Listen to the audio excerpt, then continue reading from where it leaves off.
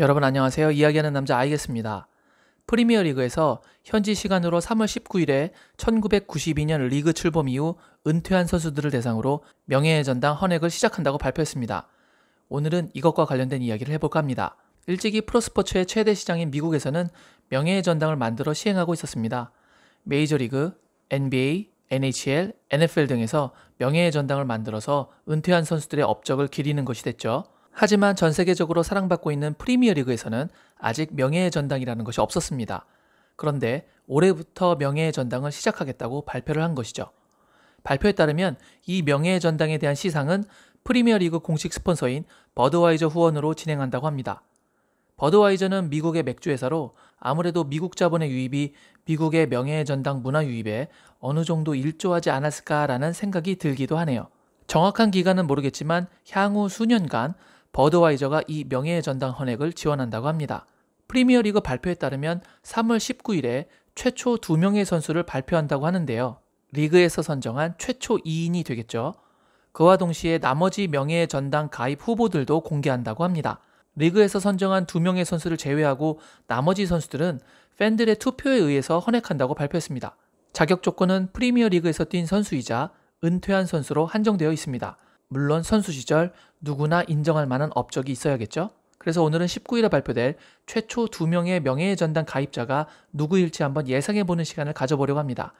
우선 예측을 하기에 앞서 축구에서 기록되는 메인 스탯의 상위 3명을 먼저 소개해드리겠습니다. 물론 스탯이 그 선수의 모든 것을 말하지는 못한다고 생각합니다. 경기에서는 경기를 조율하는 능력, 분위기를 바꾸는 능력, 열정, 위닝 멘탈리티 등등 수치로 기록되지 못하는 부분들이 상당하기 때문이죠.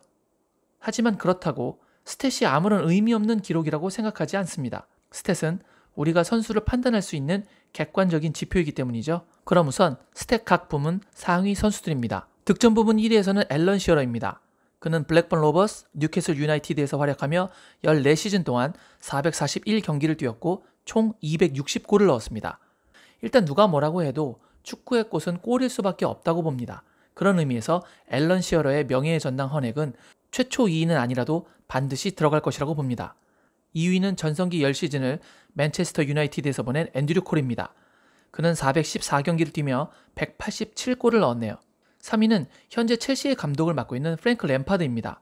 그는 전성기 시즌을 첼시에서 보냈고 609경기를 뛰면서 177골을 넣었습니다. 스트라이커가 아닌 램파드가 은퇴 선수 중 역대 득점 3위에 올라있다는 것은 사실 좀 놀라운 기록입니다. 이번에는 도움 부분입니다.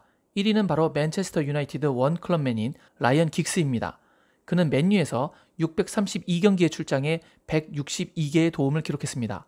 그는 162개의 압도적인 도움 횟수와 더불어 109개의 골로 득점에서도 큰 관여를 했습니다. 게다가 원클럽맨이라는 것도 존중을 받을 만한 일이죠. 다만 그의 예전 지저분했던 사생활이 걸림돌인데 명예의 전당의 자격에 사생활이 영향을 줄지 안 줄지는 이번이 최초라서 잘 모르겠습니다. 2위는 세스크 파브레가스입니다. 그는 첼시와 아스널에서 활약하며 총 350경기에 출장해 111개의 도움을 기록했네요. 3위는 프랭크 램파드입니다. 램파드는 609경기에서 102개의 도움을 기록했습니다. 램파드는 득점과 도움 양 부문에서 둘 다 3위에 올랐네요. 역시 램반장입니다. 미국 메이저리그에서는 선수의 출장 시간도 굉장히 중요하게 따집니다. 그런 의미에서 출장 시간도 한번 볼까요? 출장 시간 1위는 패트르 체오 골키퍼입니다. 그는 아스널과 첼시에서 총 33,324분을 뛰었습니다. 2위는 가레스 벨입니다. 그는 총 33,211분을 뛰었는데 골키퍼가 아니라 미드필드인 점을 감안하면 실로 놀라운 시간입니다. 3위는 주로 에버튼에서 활약했던 팀 하워드 골키퍼입니다. 그는 총 31,748분을 뛰었네요. 가장 많은 경기를 뛴 선수는 누굴까요? 1위는 바로 가레스 베리로 653경기를 뛰었고 2위는 라이언 긱스로 632경기를 뛰었습니다. 그리고 3위는 프랭크 램파드로 609경기를 뛰었네요. 무실점 경기를 가장 많이 해낸 선수는 누굴까요? 1위는 프랭크 램파드로 총 216경기를 해냈습니다. 2위는 같은 팀에서 뛰었던 존 테리네요. 총 214경기를 해냈군요. 존 테리는 리그 25경기 무실점, 실점 15골로 리그 최소 실점 기록을 만들어내는 것에 큰 일조를 했습니다. 3위는 패트르 체우로 202경기를 해냈습니다.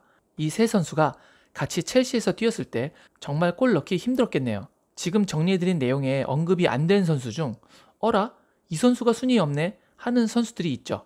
그래서 인기 있는 선수의 스탯을 몇 가지 추가로 알려드리겠습니다. 우선 티에리 앙리입니다. 그는 아스널에서 258경기에 출장해 총 175개의 득점으로 은퇴 선수 중 역대 4위에 올라 있습니다. 그리고 74개의 도움으로 이 부문에서도 8위에 올라 있습니다. 무엇보다 뛰어난 개인 능력으로 스탯으로 기록되지 않는 많은 부분에 큰 영향을 줬다고 생각하기 때문입니다. 마이클 오웬은 150골로 득점 7위고 로빈 반 페르시는 144골로 10위입니다. 참고로 해리 케인은 현재 136골로 역대 모든 선수를 통틀어서 13위이고 현역 선수로는 180골의 아구에로 다음으로 2위입니다. 그리고 손흥민 선수는 현재 프리미어리그 현역 선수로 51골로 후안 마타와 동률 17위에 올라 있습니다. 대단하네요. 패스하면 떠오르는 선수도 있죠. 바로 데이비드 베컴인데요. 베컴은 265경기에 출장해 도움 80개로 이 부문 6위에 올라 있습니다. 그리고 리버풀의 전설 스티븐 제라드는 도움 92개로 5위에 올라 있네요. 득점은 120골로 15위입니다. 마지막으로 피터 슈마이켈입니다. 그의 맹활약으로 맨체스터 유나이티드는 황금기를 시작할 수 있었고 최초 트래블을 달성하는 데에도 큰 기여를 했기 때문입니다. 이 밖에도 많은 선수들이 있지만 우선 스탯으로는 10위권 밖이라 다 언급하기는 힘들 것 같습니다. 그럼 프리미어리그에서 최초로 발표할 2인에 대해서 예상해 보겠습니다. 본인의 생각과 다르다고 생각되시면 댓글창에 남겨주시면 감사하겠습니다. 저도 다른 분들이 어떻게 생각하시는지 사실 많이 궁금하거든요. 공격수를 2명 선정하지는 않을 것이라고 예상해서 공격수 1명과 미드필드 1명을 선정했는데요. 사생활을 배제하고 선정한다면 앨런 시어러와 라이언 긱스가 아닐까 싶습니다. 우선 시어러는 골도 골이지만 잉글랜드 선수라는 자국 프리미엄이 있을 것으로 보입니다. 상징성이죠. 그리고 라이언 긱스는 스탯과 그의 경기력을 살펴보면 정말 위대했던 선수라는 건 이론을 제기하기 힘들 것으로 보이기 때문입니다. 하지만 이건 어디까지나 제 개인적인 의견일 뿐입니다. 그런데 저는 유럽 축구를 99년부터 보기 시작해서 리그 출범인 92년부터 98년까지의 내용은 오직 기록으로만 확인할 수밖에 없었습니다. 그래서 그 기간에 대한 얘기를 듣고 싶어서 잉글랜드 현지 축구 광에게 의견을 물어봤고 그 친구의 순위를 듣게 됐습니다. 이것도 역시 한 개인의 의견이니 그냥 참고만 하시면 좋을 것 같습니다. 1위는 라이언 긱스, 2위는 에릭 칸토나, 3위는 앨런 시어러, 4위는 로이 킨, 5위는 티에리 앙리, 6위는 파트리크 비에이라, 7위는 피터 슈마이켈, 8위는 데니스 베르캄프, 9위는 토니 아담스, 10위는 존 테리였습니다. 과연 어떤 선수가 최초 2인이 될지, 그리고 그날 발표되는 후보에는 어떤 선수들이 올라올지 축구 팬으로서 상당히 기대가 되네요. 그리고 나중에 손흥민 선수가 은퇴하고 나서 명예의 전당에 오르는 상상과 기대를 해보면서 오늘 영상은 이만 마무리하려고 합니다. 오늘 제가 준비한 영상은 여기까지였고요. 오늘 영상이 좋으셨다면 구독, 좋아요, 알림 설정 부탁드리겠습니다. 여러분 항상 건강 주의하세요. 역시 I guess.